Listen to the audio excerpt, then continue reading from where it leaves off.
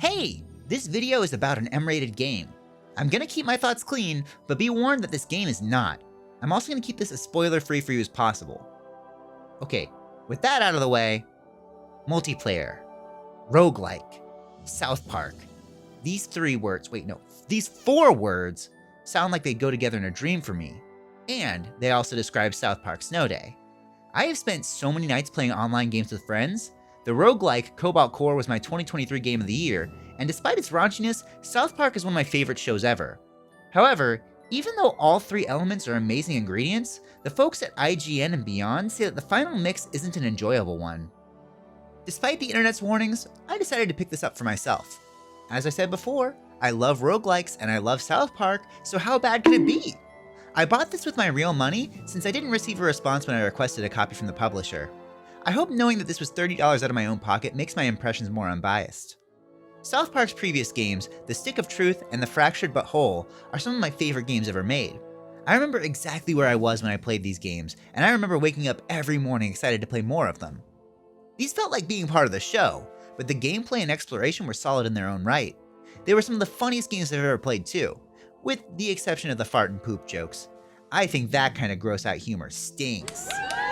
Believe it or not, despite the switch from the 2D RPG to the 3D hack and slash, Snow Day is a direct sequel to the previous games. The kid's new roleplay game is governed by rules that were set up because your new kid was just too OP and ruined the last few games. While it's a fun setup to explain the gameplay rules, it's kind of disappointing that this is the only connection to the Fractured Butthole and the Stick of Truth. Well, that and the fart jokes. To my dismay, this game seems to include even more poop and fart jokes than the previous two. The card game invented to nerf the new kid's abilities is what makes this game go from simple hack and slash to roguelite. You'll pick cards drawn at the beginning of each mission that will lay down how each of your runs will go. Combine that with additional cards that you'll get from Henrietta and Jimmy, along with the fact that your opponent gets randomized cards too, and every trip through a level can be unique. Well, sort of. Sometimes it feels like the roguelike elements aren't enough to change the variety of a level. When replaying it, even with a different loadout, it largely feels the same, so it lacks the feeling of being fresh every time like most roguelikes have. Snow Day only has a handful of levels, and most players will only want to beat them once. Contrast that with Cobalt Core, which only has 3 bosses, but manages to feel unique every time you play. The roguelike elements are so roguelite that most players might not even realize that's the intention. Like most roguelikes, losing your life means that it's game over and you need to start from the beginning. However, these don't feel like roguelike levels. They feel like really long hack and slash levels with no checkpoints.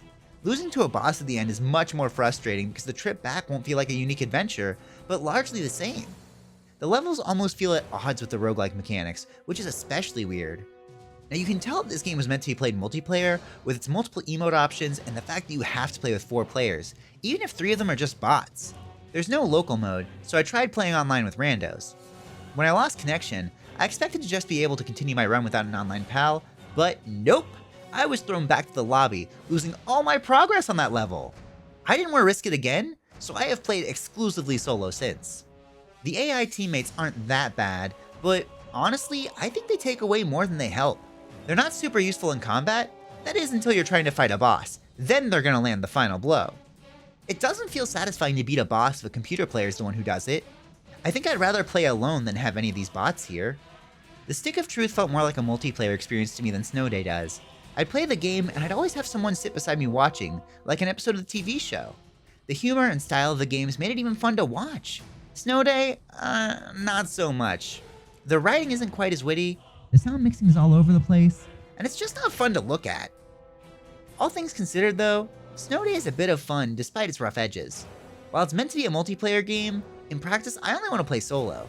Its roguelike elements might lead to more frustration than variety, but it's still possible to make some fun builds if you're lucky. It can also be satisfying to tear down a gaggle of grade schoolers that are constantly dropping the F-bomb. I think if you're looking for some mindless fun with a little bit of South Park charm, there are worse ways to spend $30.